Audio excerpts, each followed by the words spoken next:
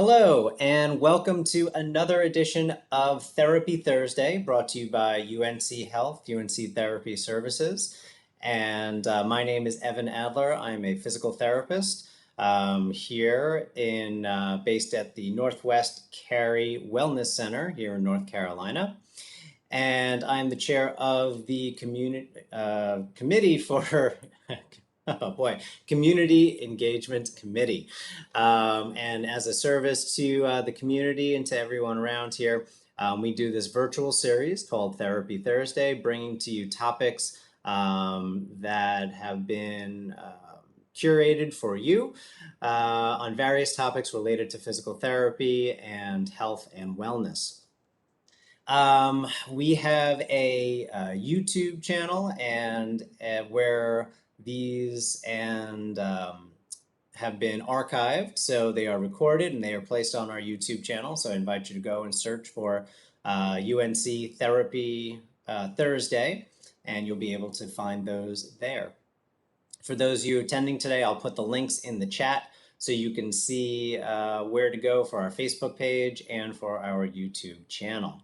I encourage you to go ahead and like and subscribe. All right, so today we have a very interesting topic, particularly for those of you who have been more active during this time of COVID and the pandemic and staying active and doing your own thing at home. So I want to turn this over to my friend and colleague, Stephanie. She is going to give us a great talk today. So Stephanie, take it away. Thank you, Evan. So the topic for Therapy Thursday today is going to be preventing injuries during your home workouts.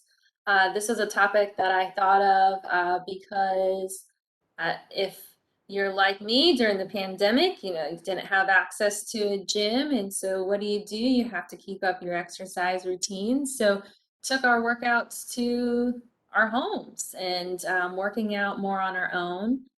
Maybe not actually on our own, but using a virtual platform or using the exercise apps that are out there. And there's so many of them. But if you are at home and working out on your own and there's no one that is watching you or telling you to modify your form, there can be a potential for injury. And so I wanted to go through a couple of points here today of how to prevent your injuries whenever you're doing your home workouts, or if you do get injured, kind of when would be an opportunity to seek advice. And that's how the physical therapy part comes in here. So I found some really interesting information, some data on this. And so I did some research, and here's a nice little visual for you. So it the as you could say, the network, the availability, just the market for fitness apps has greatly increased over the past couple of years since the COVID pandemic. And there has been a pretty big increase globally with the use of fitness apps. So I was like, okay, I'm just not out on a wing here. This is actually a thing that we are using fitness apps more than we had before. And so globally here on this graphic here, so there was a 46% rise in downloads for fitness apps over the first quarter of the pandemic. And that's a pretty significant number. I went back and tried to see, what does 46% mean? And that represents 1.5 billion app users. And so that's a lot of people. As you're looking at the graphic here, India had the greatest increase in downloads. One theory of why India had the greatest was because they had one of the most strict lockdowns. So they really could not leave their homes. And also India has a very large population. And so that's kind of the reasons why their numbers are so high. But here in America, our numbers did increase over the pandemic of using fitness apps for health and wellness over COVID-19 pandemic. And 60% of Americans have enjoyed their home workouts so much during the quarantine that they plan on continuing this and canceling their gym memberships and working out at home and using these fitness apps. And so I thought that, here's just another reason why, this could be something that's impacting a lot of people, but we want to make sure that you aren't getting hurt while you're doing this. So, what can you do? What should you do if you're at home working out and you want to make sure that you're not getting hurt? Why am I presenting this data? As we're looking to continue or to start a healthy routine now that our lives have changed and we want to get our fitness back in check, we need to be cautious of how we proceed. You can significantly decrease your risk for injury if you follow certain precautions and if you know when to seek advice from a healthcare professional or an exercise professional. So, you hear the terms a warm up, a cool down. Whenever you pull up some of the fitness apps, it says, do you want to complete a warm up? Do you want to skip it? Did you already do it? Don't hit skip. Make sure that you do something. Warm-ups are very important. So physiologically, a warm-up, it does a lot for us. So it kind of helps jumpstart our systems. For our heart, you don't want to go from 0 to 60. You don't want to go from sitting in front of the computer to doing your high intensity interval training workout, your HIIT workout. You want to kind of start to open up your body, slowly increase your heart rate, because as you're doing that warm up, your vessels, where the blood goes through your body, they dilate. They're able to start to get the blood pumping through your body a little bit more quickly. That helps your muscles perform better. It helps them get ready for the activity. It supplies oxygen to the muscles, which is important while you're exercising. And it's also as a warm up for your heart, which is a major muscle in our body, by slowly, raising your heart rate, it helps minimize the stress on your heart, which is also important. By doing the warm up, as I said, how it gets your muscles warmed up and ready for the activity, that's an injury prevention method of slowly getting your body ready for the activity instead of going from no movement to high movement. Then on the downside, is cool down important? Yes, it is. During this period, we do the opposite effect. So if we did a intense workout or any type of workout really, we want to then kind of have that downhill descent of heart rate slowly coming back down. That helps if you go from running to you stop, you get in your car and you leave, like if you went to the American Tobacco Trail and you're running, get into your car, you start driving home. That quick change in the intensity of your exercise can actually make you feel very lightheaded because it's making your heart rate go from a high level to a very low level. Like your heart isn't needing that same pumping action, but you didn't help it kind of slowly come back down. So that can make you feel sick or make you feel off. During that cool down phase, that's a time that if you really want to work on your flexibility, a great time to do it because your muscles are warmed up. They are going to feel better to go into a stretch. And this is a time where whenever you're warmed up and you're stretching, it's going to ease the stress on your joints and your tendons and allow you to improve your flexibility. So both of these are very critical. And I'm going to go a little bit more into what you should do for a warm up and a cool down. So for our warm up, here are some tips. And so think of your warm up as literally like you're prepping to do the activity that is coming next. And so if you are going for a run, you want to do a warm up for 5 to 10 minutes at a lower intensity. So go ahead and go for, walk for 5 to 10 minutes and then slowly start to increase your pace.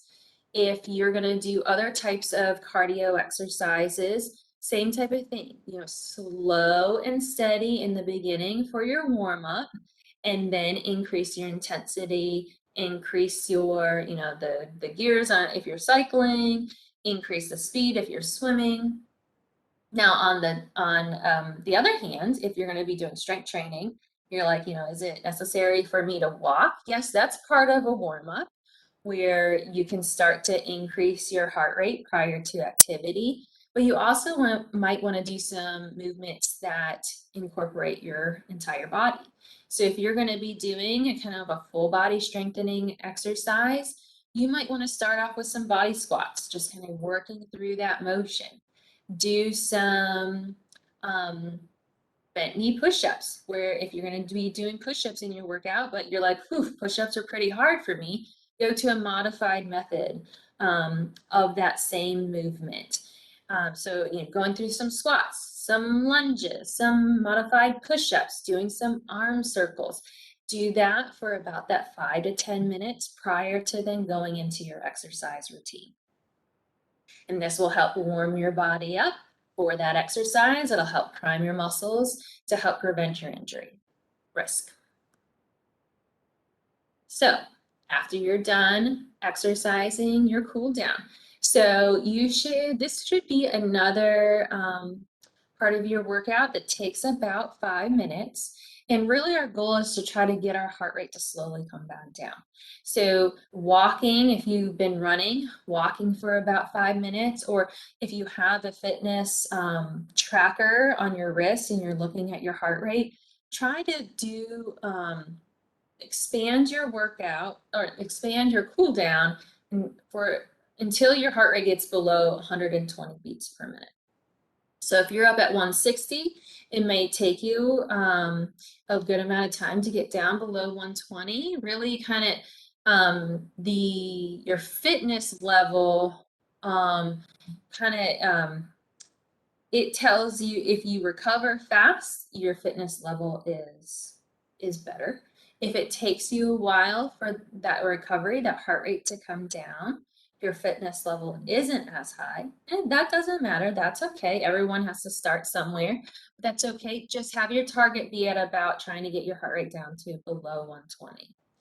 Whenever you're going through your cool down, this is an excellent time to be going through a static stretching routine. Static meaning long holds. So you want to be holding your stretches. I recommend 30 to 60 seconds as a physical therapist. I've seen as low as 10 seconds, but that 30 seconds is really good because it allows your muscles to actually get to a point of where they can improve their range of motion.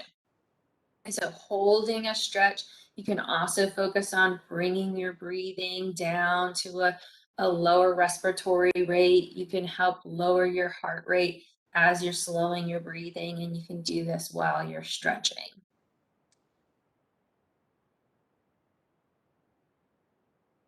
So kind of what stretches should you be doing? And I wanted to put together a couple of stretches here for you all so that you can have a good cool down sequence. So if you were doing some upper body exercises, really if you're doing upper body and lower body, it's a good opportunity to go ahead and stretch those muscles throughout your body as you're going through your cool down. So here I have a tricep stretch, which is over the head and gently pulling on the elbow to feel it through the back of the upper arm. We have a posterior cuff stretch, or the back side of the shoulder, where you just bring that arm across your chest and hold. And then the third one here is called the downward stretch. And this is a pec stretch. So trying to stretch across your chest. And so you have your arms behind your back, and then you're slowly and gently pulling down and back to open up your shoulders and to feel that stretch through the chest muscles. For lower body, if you're looking for a couple of good stretches to do after your exercise routine, here are 4. And so for your hip flexors, here, number 1, that's on the front side of your hips.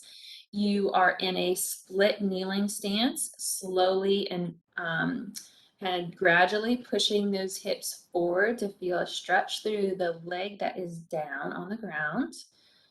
For your glutes, you can do this figure 4 position where you cross your leg over, ankle onto knee. This you can do in a lying down position. You can do a seated position that's shown here, and you can also do it in a standing position.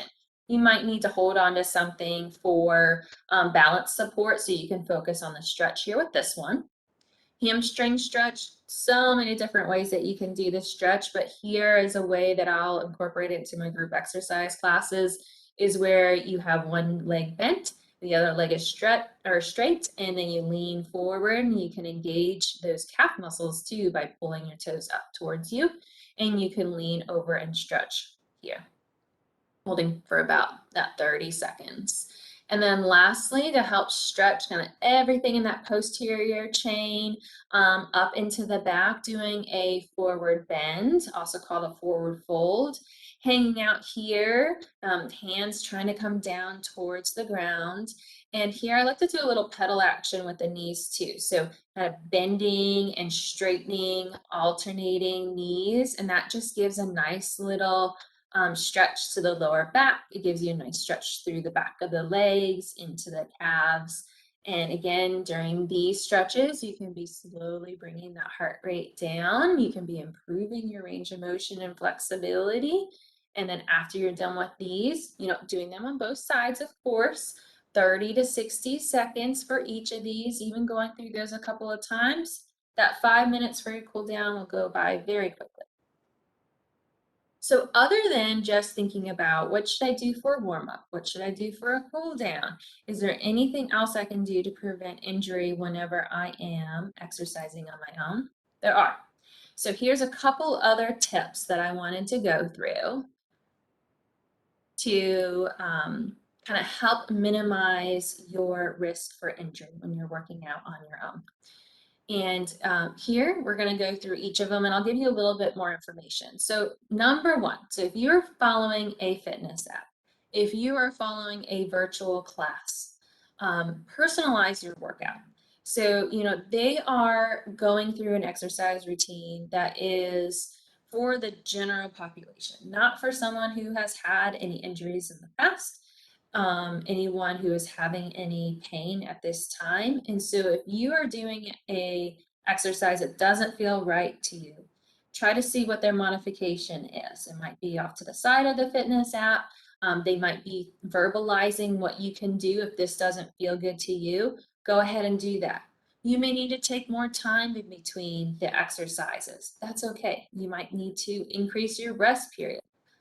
That is okay. Listen to your body, personalize your workout.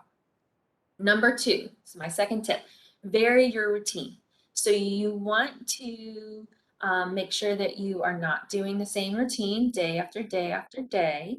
A good way to go about your weekly exercise routine is to go between upper body, then lower body workouts. Vary whether you're doing full body, a cardio day, a high intensity training day. By varying up your routine, you're minimizing going through the same movements over and over again, which can then lead to an overuse injury and then cause you aches and pains and may make you kind of not be able to work out for a little while, which really we want to get you into a good routine. So go ahead and vary, think about how you want to approach your exercises for the week. Plan out what day you want to do upper body, what day you want to do lower body, and that's a good way to approach your workout so you don't get injured. Whenever you are going through your exercises, tip number 3 with that fitness app, pay attention to pain. If you're going into any movement that you are having pain during, and every time you go into the movement you have pain, that's something to stop. Go ahead, stop that exercise, and that might be a time where you need to go ahead and seek help.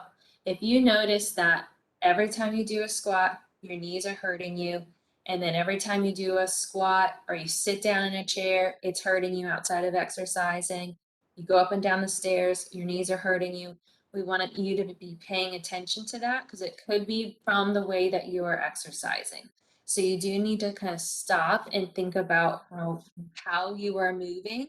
And if it's continuing to hurt, that's going to be a time where you need to go ahead and seek advice from a healthcare professional or an exercise physiologist or a personal trainer so that they can help kind of see what's going on and how that you can modify that so it doesn't turn into an injury. And that's kind of goes into tip number 4. Don't be afraid to ask for help. So if you're going through an exercise routine and you feel like you're not getting the results that you want, or you feel that you don't know what type of cool down to do, you don't know what type of warm up to do, you don't know how to stretch, you don't know equipment to use. There can be a lot of different things that if this is new for you, you might have questions. Don't be afraid to ask for help.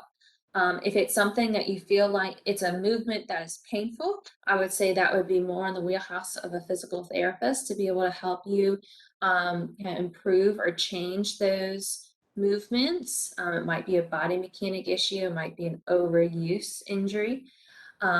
Please let us help you. If it's something that you just need to know kind of form, technique, what equipment to use, a personal trainer might be another good avenue for you. Tip number 5 to help prevent injury as you're working out at home. Stay hydrated and get plenty of sleep. Recovery, it just kind of goes into number 6 too, with renew, regenerate, and recover. Taking care of your body is really important. So making sure you're taking the steps to hydrate your body. So drinking water, fuel your body the right way, get sleep. By doing these things, you're helping to minimize your risk for injury because many injuries occur when we are dehydrated or exhausted or kind of pushing ourselves too far past our limits. Taking off days is not just a suggestion, but it's a requirement.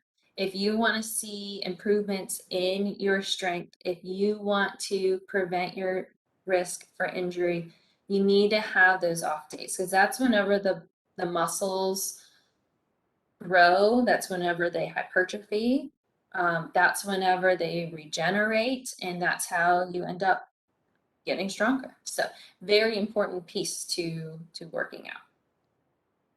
If you follow these 6 simple tips, and if you do a good warm up and a good cool down, then you are doing everything that you can, I think, everything that you can do to help prevent your risk for injury. Now, if you do need to seek help, there are some great resources that we have even here at the UNC Wellness Center where I work as a physical therapist. Here I have our website of where you can find profiles for our physical therapists that we have here on staff. We also have massage therapists, personal trainers, nutrition services. So being a part of the Wellness Center, we also have other professionals that are here that can help you if you feel like you need some assistance in some of the areas that I was giving tips for. And that is all of the information that I have today. So thank you for joining me. If anyone has any questions, you can ask, or we can go ahead and close up for today. Stephanie, that was great. Thank you so much. There's a lot of great, helpful information there. I did have one question for you. Okay. Um, you talked about when to seek help if something hurts, right?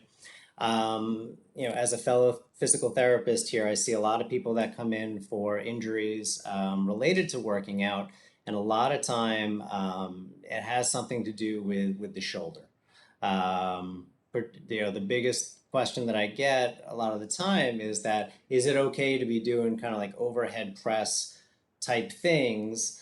And I wanted to know if you could just kind of talk just a little bit about what to look for with shoulder. What would be that kind of green light, yellow light, red light for a common shoulder complaint?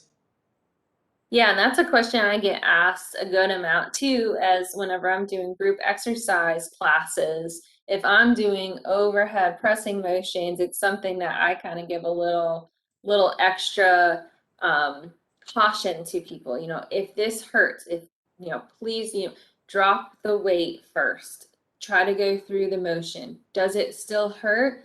If it doesn't, go ahead, maybe drop your weight to a lower weight, and then afterwards we can talk about it some more. But so for the general person, if they are like, should I or should I not do overhead presses, if it hurts, I think that they should stop the movement and go ahead and seek help from a professional, because in a lot of times there is some type of rotator cuff dysfunction happening, and that can be something that can be worked very easily. We can provide a home exercise program or just a consult of, hey, this is what you should be doing in addition to your exercise routine, and that can help prevent injury for them.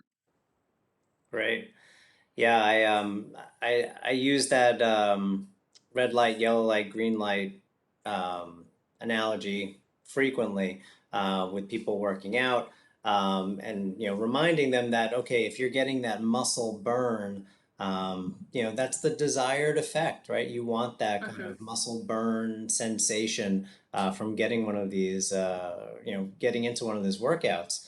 But if anything starts to get a little sharp or unfamiliar, now we're starting to get into that yellow light territory. And then, like you were saying before, if it's a pain that continues after exercise and with just daily activities, all right, there's your red light. We need to go. We need to stop. We need to address this.